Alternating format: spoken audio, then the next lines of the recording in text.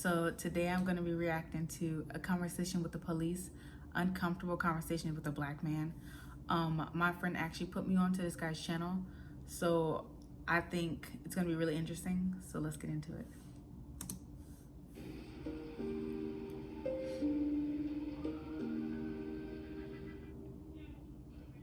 Good? We good?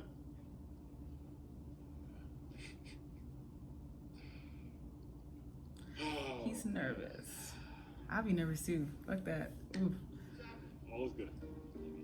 All good. Gentlemen.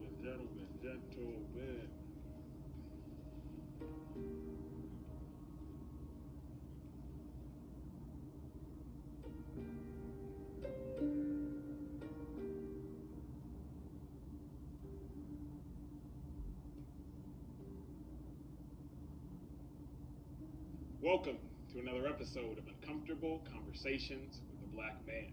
So much of the dissension in our world, so much of the dissension in America is based around the interaction between police officers, white police officers, and black people.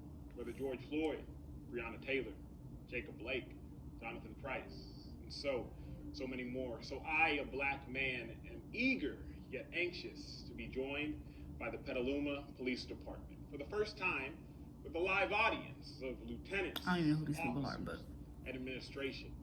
Now, out of an abundance of caution, we have all been COVID tested within the past 48 hours. I know so many of you were wondering, Emmanuel, why Petaluma? There isn't a notorious black violence with white police officers. And to that, I simply submit, we weren't talking about Kenosha until after Jacob Blake was shot. We weren't talking about Wolf City, Texas until after Jonathan Price lost his life to a man in uniform. I fervently believe that an ounce of prevention is better than a pound of cure. So that's why I'm here. Joining me on stage is Ryan McGreevy, Brendan McGovern, Garrett Laviano, and John Antonio. Gentlemen, how are you?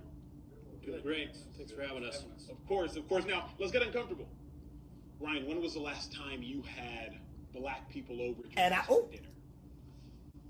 Well, before COVID, I'll tell you that. I don't know. I couldn't tell you. Yeah. And I'd ask you the same question. Well, like, when was the last time you sat down just to have a conversation with a group of black people, Garrett?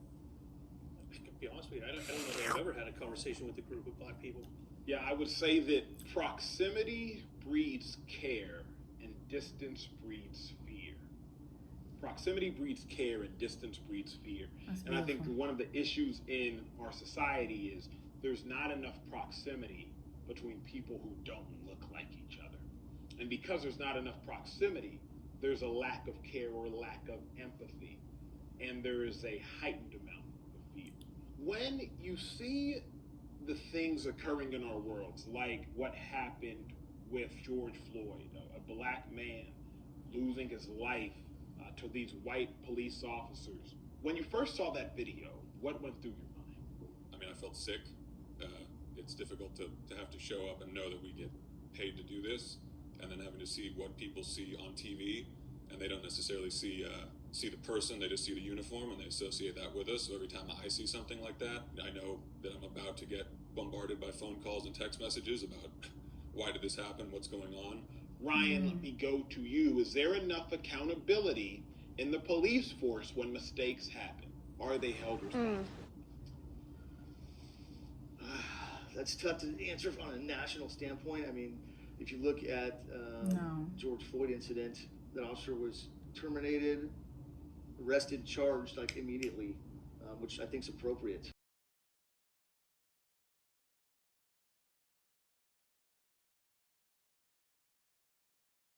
Right. So in that regard, obviously it's a tragic incident, and you hope that that doesn't happen. I would say that just generally speaking, yeah, there probably is some issues with officer accountability. Well, no fucking shit. Throughout the country.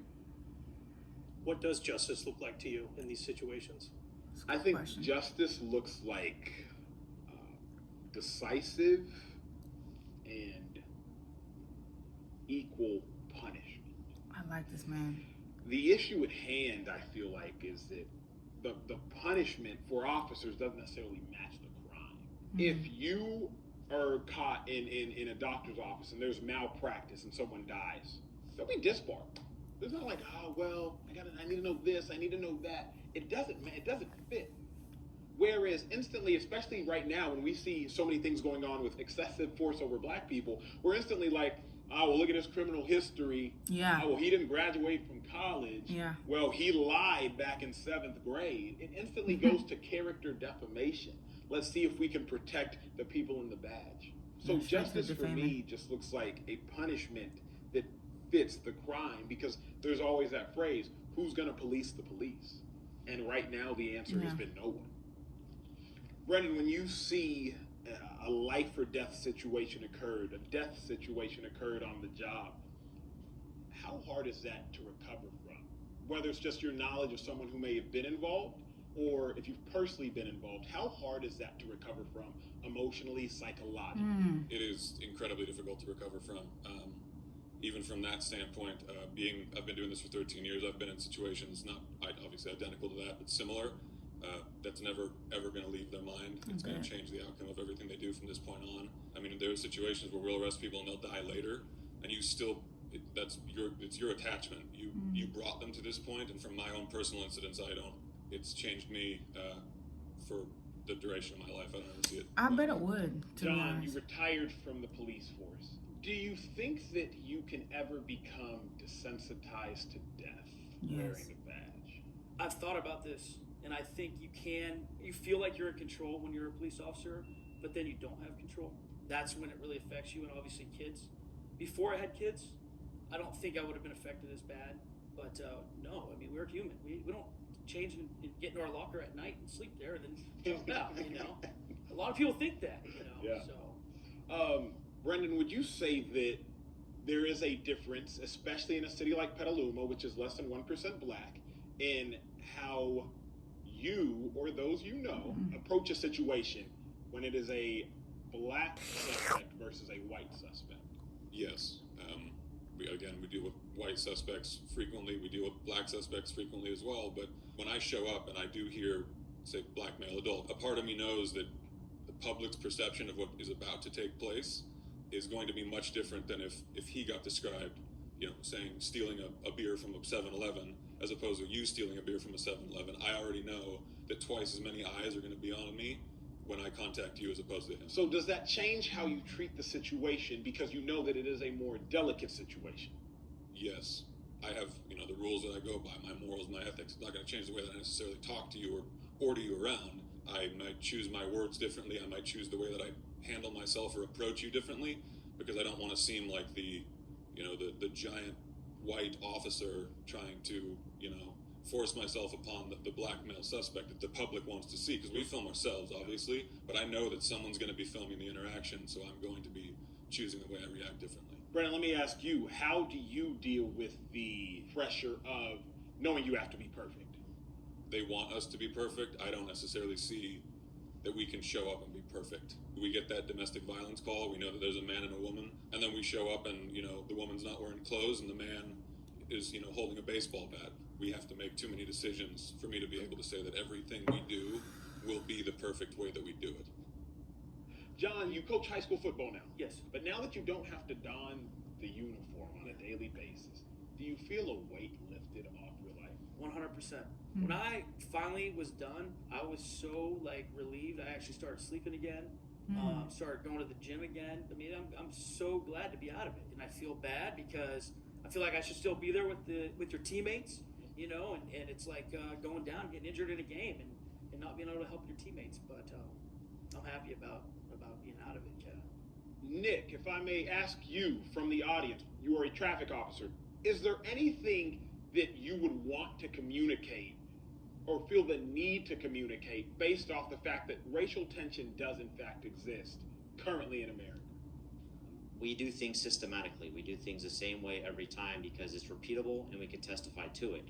So to answer your question, no, we don't approach that differently, or at least the people that I supervise do not approach that differently, but maybe we should. I've dealt with situations, I'm sure others in the room can speak to this as well. If we show up on scene with a person of color and we're immediately hit with, you're only stopping me because I'm X, right? and it becomes a barrier to communication because we may be there for a legitimate purpose. How do we disarm that? How do we get around that? It's a really good question. When you step onto the scene as a black man, obviously I'm just going to be upset that I'm being stopped in the first place. But I think it's just a matter of maintaining the composure, maintaining the calm, and continuing to assert exactly why it is that you are there. If we could do a better job of disarming, then we wouldn't have to worry about discharging. And I think that's where we lack. There's a communication barrier. And I always say this. That's why I'm so eager to talk to y'all from Petaluma. If you don't grow up around something, then you're not really going to know how to communicate with that thing. And it's not the same. Communicating with a white cultured person versus a black cultured person is different. Yeah. I would submit that 90% of black people in the last 5 months have gone through a tragic experience. We all have in witnessing the murder of George Floyd. But it is different for black people because they can literally see themselves as that person. You can't fix a problem you don't know exists. I'm letting you know it exists. Yeah. Now let's just all work to fix it. I have a question. Do police officers make you nervous? Hell yeah. Now, what if it was a black police officer? Nah, it's different. It is different. So black people often navigate white spaces as a foreigner. As I sit in this room, I'm one of 3 black people in here. You sit in this room and you're one of 35 white people in here. It's natural for you. Yeah. You're home. Whenever I walk into a room, a restaurant, church, anywhere, I'm looking for black people. That's on. Just in case something pops off, it's like, okay, we here. Me and you, Absolutely. like we're together. Because so many black people in life have probably gone through some sort of struggle, there's an instant connection. It makes you relax a little bit more. Absolutely. I mean, you're still dealing with a cop, so you're nervous naturally. But it's if I can now be honest, I see he's black before I see he's a cop. Right. Yeah. I see you all are cops first. That's real. Nick, I'll go back to you. How do you feel when you hear the phrase Black Lives Matter? Black lives do matter. We need to pay attention to some of the injustices that have happened over, the last 100 years and beyond. Where Black Lives Matter becomes confusing is when it becomes very divisive. Right now, in the midst of a political election, there's questions on whether Black Lives Matter is a social movement or is it a campaign. And I think when we pass the November elections, I think we need to focus on continuing it as a movement so we can create a successful outcome. Because if it ends on the election, then it was just a campaign. Where he's coming from with that one. Yeah, I mean, so the blue Lives Matter flag, right? The blue line, either on a flag or just black, blue, black, has taken on kind of a life of its own. Politically, currently, it's obviously flying on one side of the political boundaries as opposed to the other. So when you see that, what do you see? Slap in the face. I feel frustrated because I feel as though the agenda is being moved. Here's what I mean by that. To say any life matters is to assert that we thought that life didn't matter. So to say that blue lives matter would then assert that historically we've acted as though cops' lives don't matter. Whereas Black Lives Matter, historically, we have literally acted as though Black lives don't matter. All men are created equal. Late 1700s, we donned that phrase. They weren't talking about black men, weren't talking about black women, weren't talking about women, but we said all men are created equal. So now it's like, wait a second. Just in case they're not talking about us this time, let's make sure we specify that Black lives matter. Thank you. Ryan, earlier you mentioned preparation, and you talked about funding, and you talked about preparing as a unit to step onto the scene. What do you feel when you hear the phrase defund the police? I'm interested. I think it means different things to different people. People who feel that want to literally take some of the responsibility we have as police officers and move it to somebody else. I'll be first in line to sign up for that. Like, go ahead, that's great. That's a great idea. But we get a lot of calls with people who have mental health crisis. Who's going to go to those calls? If you have somebody that is able and willing to go to them, that's great. The problem is it's not black and white where it's like, oh, these are just mental health calls. If you have a mental health call to somebody and they have a knife, The social worker's not going to go. Once we make the scene safe, then we call them and say, hey, I got so and so down here. Can you come down here and talk to them and kind of work through their issues? But defund the police doesn't upset you when you hear it. Abolish the police upsets me, but defunding us, I mean, if other people can handle some of these calls, then that's fine. And again, if you're telling me there's a way somebody else can handle some of this stuff, I'm all for it. It's interesting. I hadn't heard it like that before. I mean, for a long time, I didn't know how to process it. I didn't know how to take it. When I hear the defund thing, I feel like some of our communities are abandoning us. Prior to May 2020 and George Floyd, we were in the midst of a pandemic. We were doing the best we can for our community. People were showing up to the station, bringing us treats. We were heroes. After that, they want to defund us. It hurts.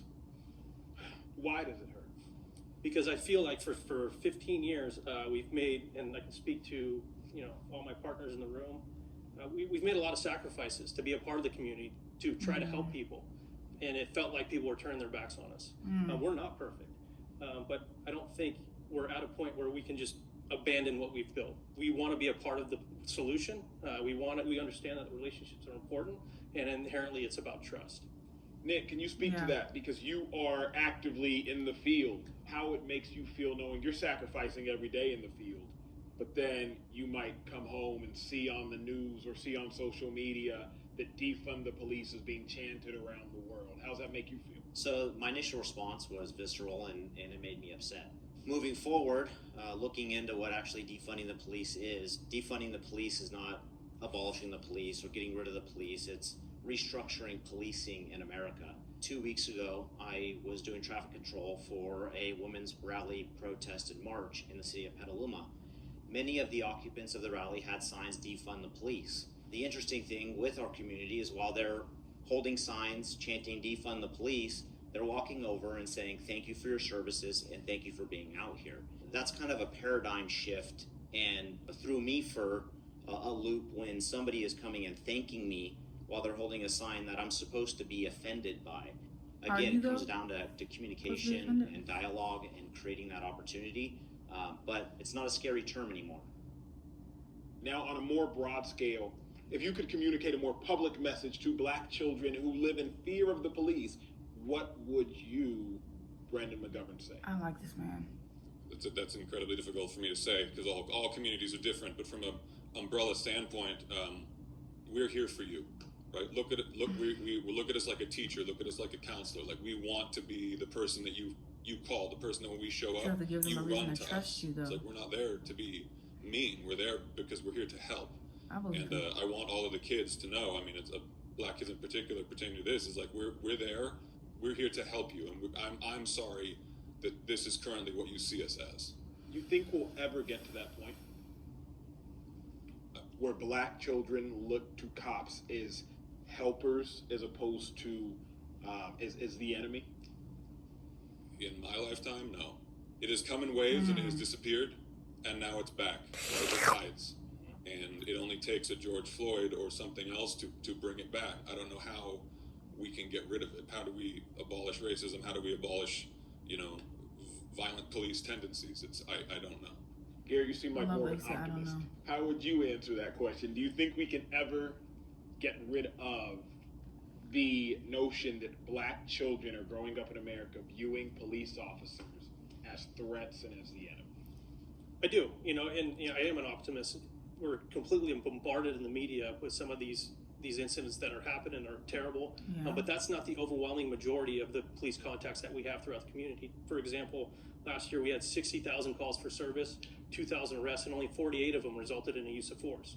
So what the reality is that we're having a lot of positive interactions with people every day. It's just how do we portray that? How do we get it out there to let people know that that is in fact the case? There is going to be unfortunate incidents. I don't think we're going to get away from that. It's just how we deal with those when they come up.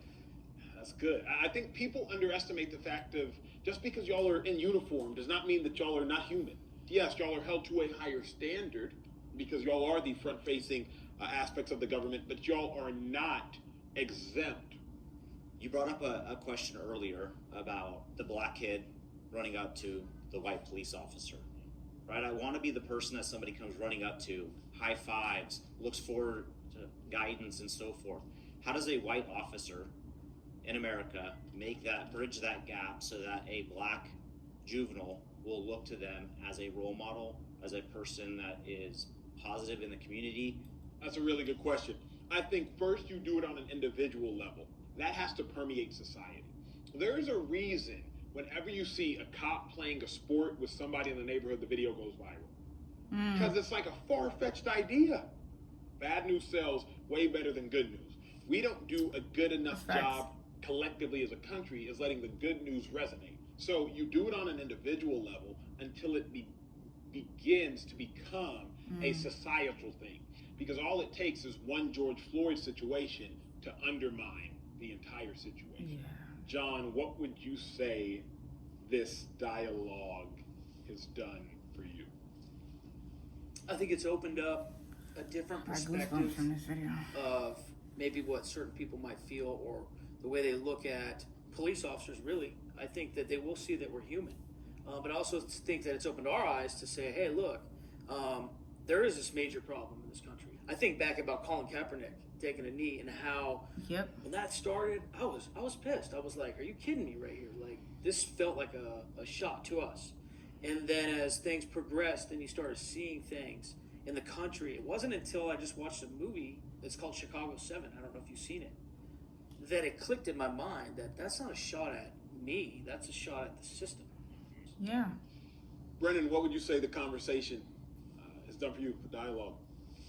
I wish we could have this conversation with anybody who wants to, and I hope that obviously in this venue that people see it and they realize that, hey, if they want to come talk to us, they can. We can't be part of the solution if we're part of the problem. So you bringing us on here has at least, I love that he brought opened them the on. door.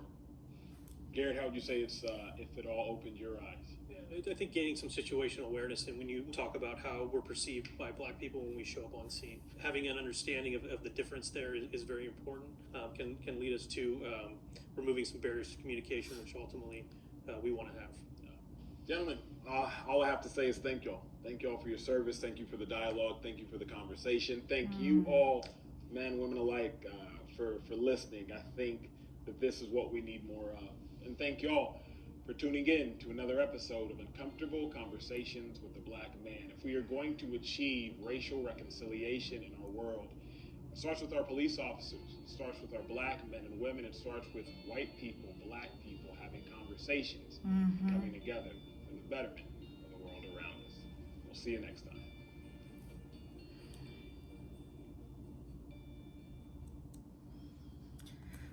That was such a good video.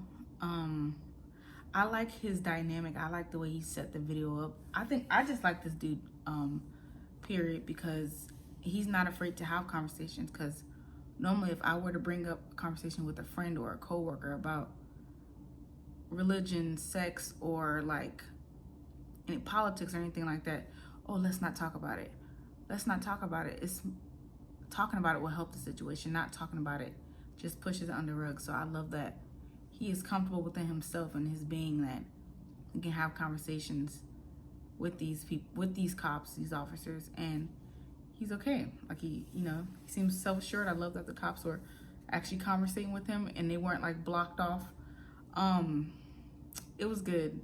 Sorry if I didn't say nothing. I was really like in tune with the video. But leave a comments down below if you guys want me to react to something like this again. Please like and subscribe. All right, guys. Thank you. Bye.